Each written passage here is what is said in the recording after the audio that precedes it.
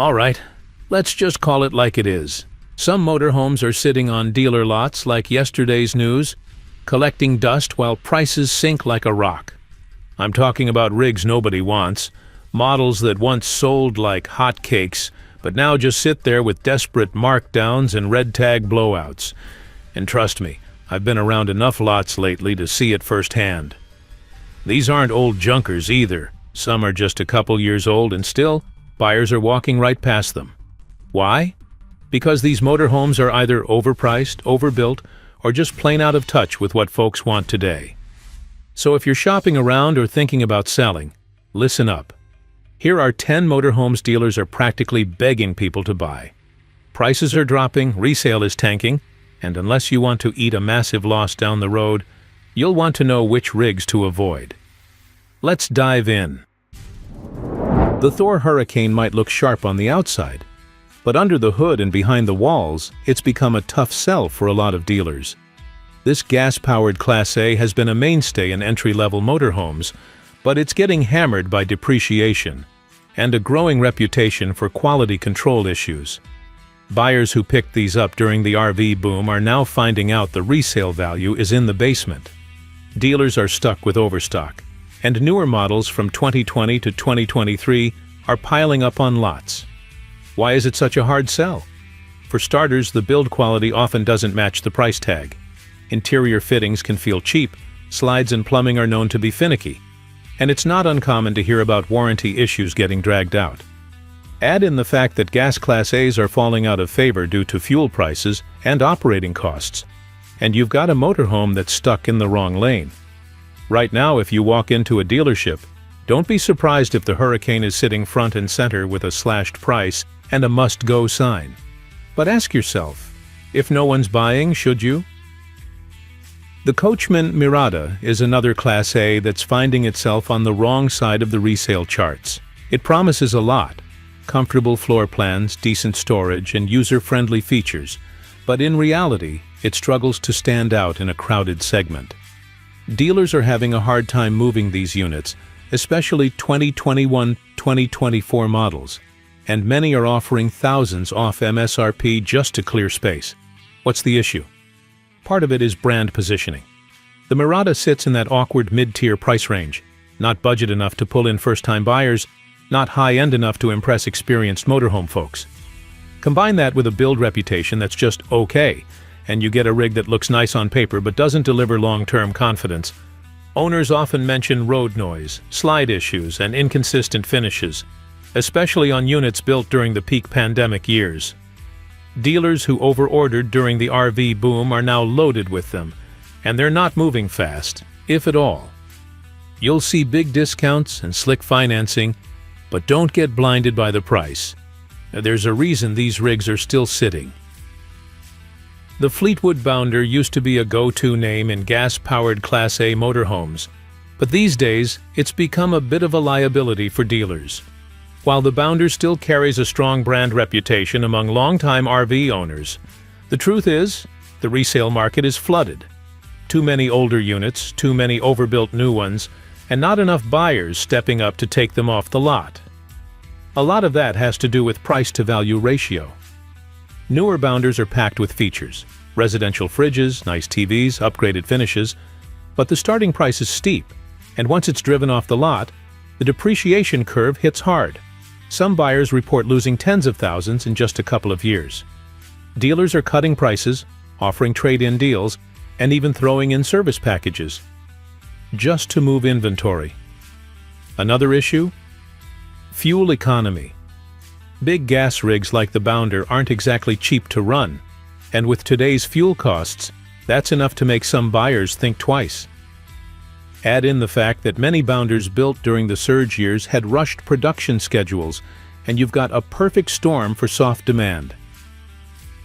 The Forest River Georgetown line was built to offer full-size Class A luxury at a more affordable price, but lately it's become a problem child for dealers. There's just too much inventory and not enough demand. Buyers are either going cheaper or stepping up to diesel pushers, leaving Georgetown models stranded in the middle, struggling to appeal to either crowd. The biggest red flag? Quality concerns. Units built during 2020 to 2022 are getting especially harsh reviews. Forums are packed with stories about electrical issues, water intrusion, and constant shop visits. When a rig gets a reputation for poor reliability, it tanks the used value. And that's exactly what we're seeing now. Dealers are stuck with these and dropping prices fast to get them off the books before winter hits. Also, the styling hasn't aged well. Some buyers call the interior dated, even on models that are barely a few years old. If a motorhome doesn't have that modern, high-end feel, buyers will walk right past it, especially when they can find something similar on the used market for half the price. Georgetown's struggling, and unless Forest River revamps the build and branding, it might stay that way. Winnebago is still a respected name, but even they're not immune to the current market mess. And the Adventurer is proof. This gas-powered Class A was designed to compete with premium offerings at a mid-range price. But dealers are watching these units sit for months, even after marking them down. It's a hard sell right now, especially for shoppers who want diesel performance or are hunting for better resale value. The Adventurer suffers from the same issues plaguing a lot of gas Class A rigs. It's big, expensive to fuel, and expensive to store. But more than that, the pandemic production run saw some quality dips, and that's left a sour taste for buyers who got burned. Talk to folks trying to trade in a 2021 or 2022 model and they'll tell you, dealers are offering next to nothing. It's also not the most exciting rig on the lot. While the build is solid, it lacks some of the modern styling and features that today's buyers expect, especially at the price point. Dealers are bundling them with incentives and still struggling to move them. If you see one deeply discounted, ask yourself if it's a deal or a red flag. The Jayco Alante is marketed as a budget-friendly Class A, but it's quickly becoming a problem child on dealer lots. It's not that it's terrible, it does what it's supposed to. But in today's market, just okay isn't enough. Dealers are watching these rigs sit month after month, even after offering big discounts. With gas prices still high and RV buyers getting more selective, rigs like the Alante are slipping through the cracks. One of the big knocks against the Alante is power, or lack of it. These rigs are often underpowered for their size, which means sluggish performance and a rough time on hills. Add in the usual pandemic-era build quality complaints, rattling cabinetry, misaligned doors, and slide issues, and buyers start backing off fast. There's also nothing unique about it in a crowded field of entry-level Class A's. Jayco's name still carries some weight, but not enough to keep the Alante moving. Dealers are offering extended warranties, free add-ons, and clearance pricing, but none of it is making a big dent in inventory. If you're shopping and see one listed with a too-good-to-be-true deal, chances are it's been sitting there for a while. The Entegra Vision looks good on paper. It's built by a respected brand and offers a decent amount of comfort and space for the price. But it's not moving. Dealers across the country are holding on to these rigs longer than expected. And in some cases, they're discounting them by 5 figures just to get them out the door. The issue comes down to competition and expectations. Buyers see the Entegra badge and expect something closer to luxury, but the Vision is really just a dressed-up entry-level Class A. Once people start comparing it to similarly priced diesel rigs or nicer gas models with better features, it loses steam fast. The fit and finish are also inconsistent, especially on units built during the height of the pandemic rush. Another problem? Road performance. The Vision doesn't handle as smoothly as buyers expect from a coach in this price range. Combine that with outdated interior design and a rising cost of ownership, and many folks are walking right past them. Dealers are feeling the squeeze and slashing prices aggressively. But even with big discounts, it's one of those rigs that still lingers on the lot. The Thor Chateau was once a popular Class C option, especially in rental fleets and for first-time buyers, but now it's everywhere. And that's the problem. There's a flood of used Chateaus on the market, and dealers can't unload them fast enough. Even brand-new models are sitting longer than they should, with prices steadily dropping to keep them competitive. One of the biggest turnoffs is its rental legacy. A lot of chateaus hitting the market have seen hard miles as part of fleets, and buyers know it.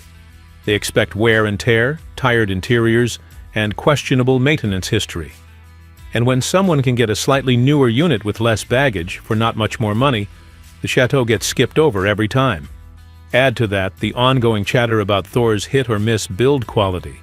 And it's no surprise this rig is a tough sell. From squeaky floors to misaligned cabinets, buyers are noticing the shortcuts. Dealers are doing what they can. Deep cuts, extended warranties, bundled gear. But it's not enough to push these off the lot in a crowded used Class C market. If you're shopping, expect to see more chateaus than you'll know what to do with. The Coachmen Freelander is another Class C that's suffering from oversaturation and buyer fatigue. It was a top pick during the pandemic when everyone wanted to hit the road fast and cheap. But now that the dust has settled, dealers are drowning in them. The used market is flooded, and even new units are being heavily discounted just to generate foot traffic. So what's gone wrong? Well, the Freelander hits that middle ground that doesn't excite anyone. It's not flashy, it's not ultra-budget, and it doesn't have standout features. Buyers want something special or something affordable. This is neither. Throw in the fact that many Freelander units were rushed through production in 2021 and 2022, and you start hearing more about cabinet issues, electrical quirks, and leaky seals. Dealers who overstocked these during the boom are now left holding the bag, marking them down thousands below MSRP just to move units. The ones still sitting on lots tend to be the less desirable floor plans or models that have already been test-driven by half the county. The Freelander might still be a good value for the right buyer, but that buyer's getting harder to find. The Winnebago Winnie is one of the most recognizable names in the Class C world, but that doesn't mean it's flying off dealer lots. In fact, this model has hit a wall recently. There are just too many of them out there. Rental fleets bought them in droves, and now those units are aging out and being dumped onto the used market all at once. Dealers with new ones are struggling to stand out in that mess. What hurts the Winnie most is its blandness. It's a dependable rig, sure, but it's also generic. For buyers looking for something modern, stylish, or packed with new tech, this model just doesn't cut it. Even the 2023 and 2024 versions feel a bit behind in terms of design and features. Fuel economy is another drag, especially with the older Ford E-Series chassis still in use on many models. Between that and stiff competition from newer Class C alternatives, the Winnie doesn't shine the way it used to. Dealers are discounting hard, but the fact that you can find slightly used versions for even less makes brand new models a hard sell. It's not a bad RV, but it's definitely one stuck in a tough spot. So there you have it. 10 motorhomes that dealers just can't move, no matter how deep they cut the prices.